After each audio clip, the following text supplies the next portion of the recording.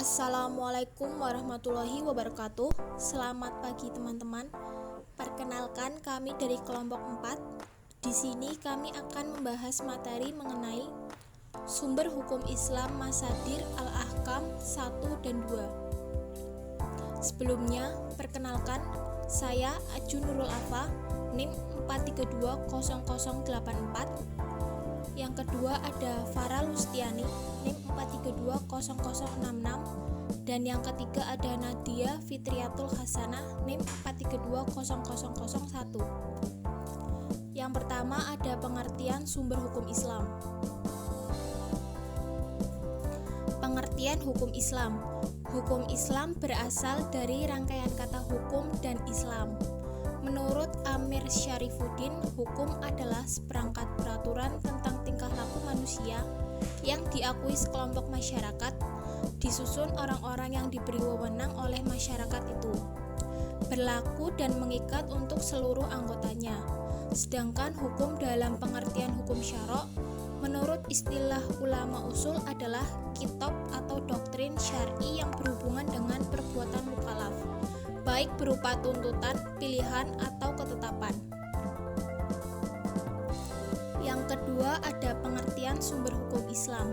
Sumber hukum Islam adalah asal atau tempat pengambilan hukum Islam. Sumber hukum Islam disebut juga dengan istilah dahl hukum Islam atau pokok hukum Islam atau dasar hukum Islam. Kata sumber dalam hukum fikih adalah terjemah dari lafaz masdar masadir. Lafaz tersebut terdapat dalam sebagian literatur kontemporer sebagai ganti dari sebutan ad-dalil atau lengkapnya adillah syariah. Sedangkan dalam literatur klasik biasanya yang digunakan adalah kata dalil atau adillah syariah dan tidak pernah kata masadir al-ahkam al-syariah. Mereka yang menggunakan kata masadir sebagai ganti al-adillah beranggapan bahwa kedua kata tersebut memiliki arti yang sama. Yang kedua ada sumber hukum Islam utama. Yang pertama, Al-Quran. Kata Al-Quran dalam bahasa Arab berasal dari kata qoro'a, artinya membaca. Bentuk masdarnya artinya bacaan dan apa yang tertulis padanya. Secara istilah Al-Quran adalah kalamullah yang diturunkan kepada Nabi Muhammad, tertulis dalam mushaf berbahasa Arab yang sampai kepada kita dengan jalan mutawatir. Bila membacanya mengandung nilai ibadah, dimulai dengan surat Al-Fatihah dan diakhiri dengan surat An-Nas. Al-Jurjani mendefinisikan Al-Quran. Al-Quran adalah kalamullah yang diturunkan kepada Rasulullah, tertulis dalam mushaf, ditukil dari Rasulullah secara mutawatir dengan tidak diragukan.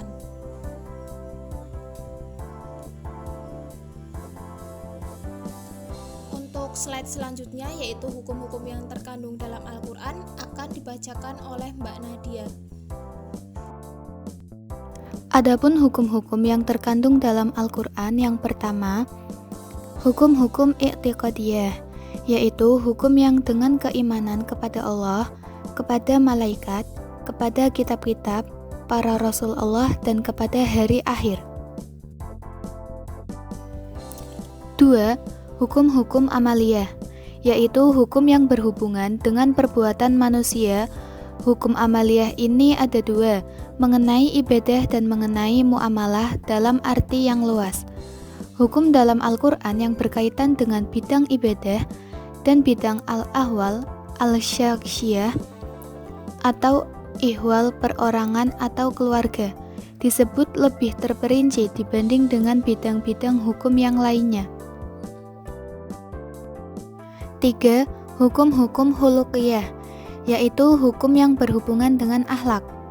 Manusia wajib berakhlak yang baik dan menjauhi perilaku yang buruk. Adapun dalam bidang-bidang lain yang pengaturannya bersifat umum, memberi peluang kepada manusia untuk berpikir, tentu ini sangat bermanfaat, karena dengan pengaturan Yang bersifat umum itu, Al-Quran dapat digunakan dalam berbagai lapisan masyarakat dan berbagai kasus dalam sepanjang zaman.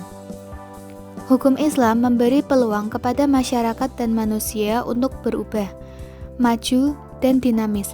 Namun, kemajuan dan kedinamisannya harus tetap dalam batas-batas prinsip umum Al-Quran. Prinsip umum itu adalah tauhidullah, persaudaraan, persatuan, dan keadilan. Sunnah.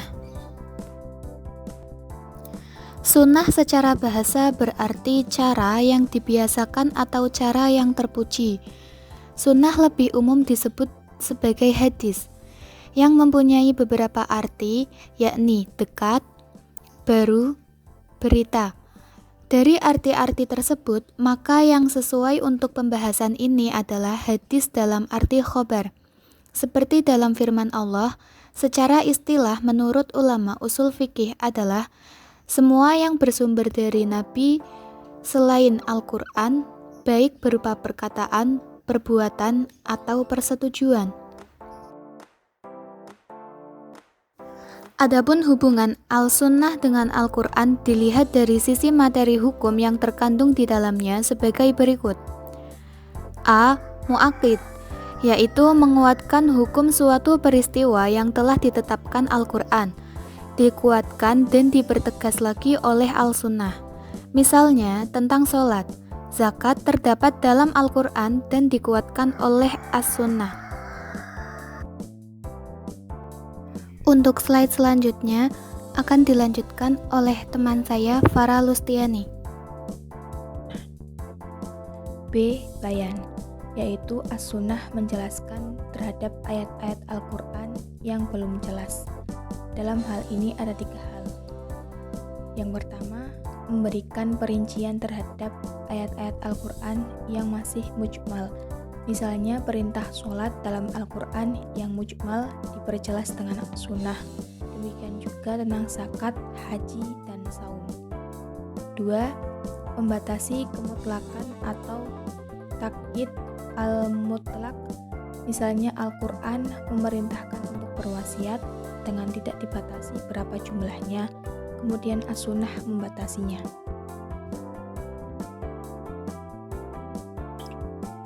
Yang ketiga, mentaksihkan keumuman, misalnya Al-Quran mengharamkan tentang bangkai, darah, dan daging babi. Kemudian as-sunnah mengkhususkan dengan memberikan pengecualian kepada bangkai ikan laut, belalang, hati, dan limpa. Yang keempat, menciptakan hukum baru. Rasulullah melarang untuk binatang buas dan yang bertaring kuat dan burung yang berkuku kuat, di mana hal ini tidak disebutkan dalam Al-Quran. Untuk selanjutnya, sumber hukum Islam dan urutannya. Yang pertama, Al-Quran, Sunnah, Ijma', dan Qiyas. Berdasarkan penelitian menurut Abdul Wahab Khalaf, telah ditetapkan bahwa dalil syara' yang menjadi dasar pengambilan hukum yang berhubungan dengan perbuatan manusia itu ada 4, yaitu Al-Quran, As-Sunnah, Ijma', dan Qiyas. Jumhur ulama telah sepakat bahwa 4 hal ini dapat digunakan sebagai dalil dan sepakat bahwa urutan penggunaan dalil-dalil tersebut adalah pertama Al-Quran, kedua As-Sunnah, ketiga Ijma', dan keempat Qiyas. Apabila ditemukan suatu kejadian, pertama kali dicari hukumnya di dalam Al-Quran, dan bila hukumnya ditemukan maka harus dilaksanakan.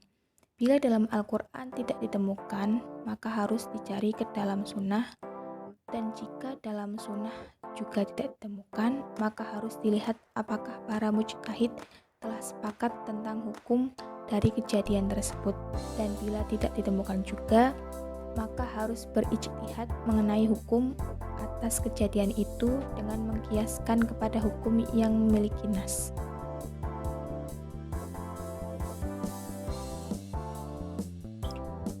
Yang kedua, akal, Al-Quran, Sunnah, dan Ijma'.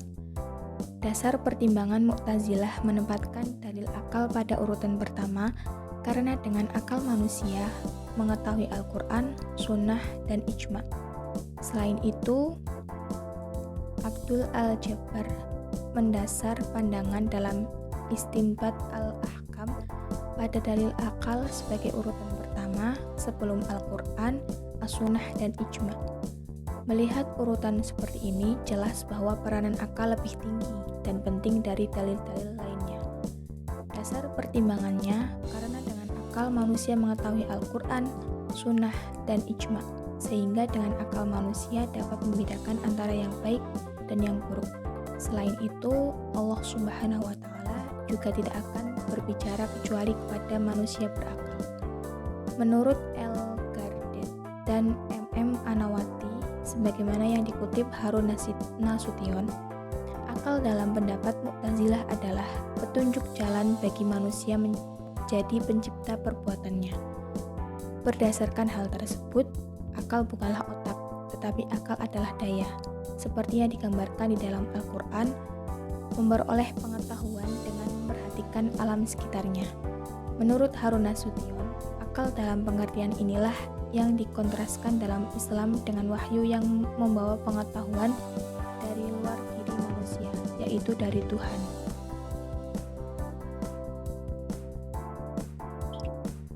Kemudian, perbedaan sumber hukum Islam.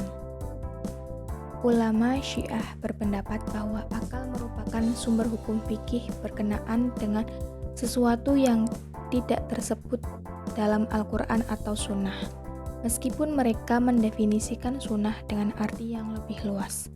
Tetapi menurut Syiah Imamiyah bahwa penerimaan akal sebagai salah satu sumber fikih Islam itu karena ada dasar syara.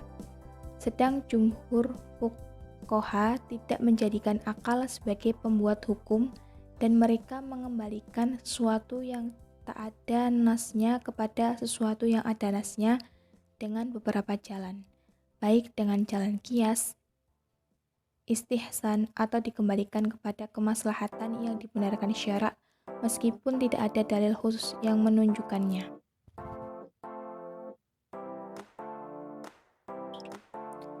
Menurut Muhammad Abu Zahroh, perbedaan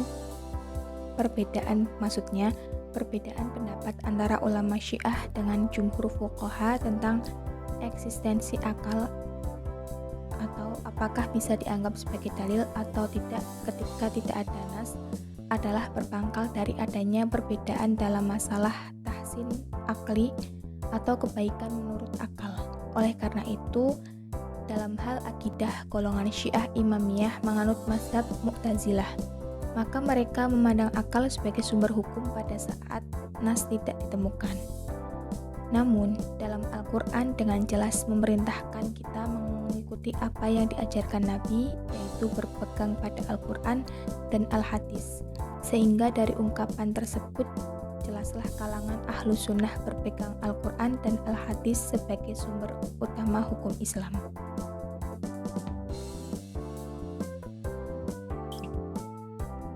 Sekian presentasi dari kelompok kami.